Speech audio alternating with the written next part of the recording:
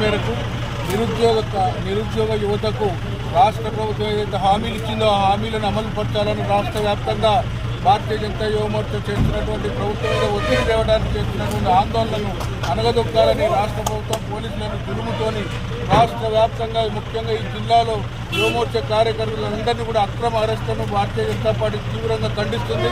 వెంటనే ఈ రాష్ట్ర ప్రభుత్వం ఇచ్చిన హామీలను నెరవేర్చాలని డిమాండ్ చేస్తూ ఇట్లా పోలీసులను పెట్టుకొని ఈ ఉద్యమాలను అనగదొక్కాలంటే ఇది సాధ్యం కాదు.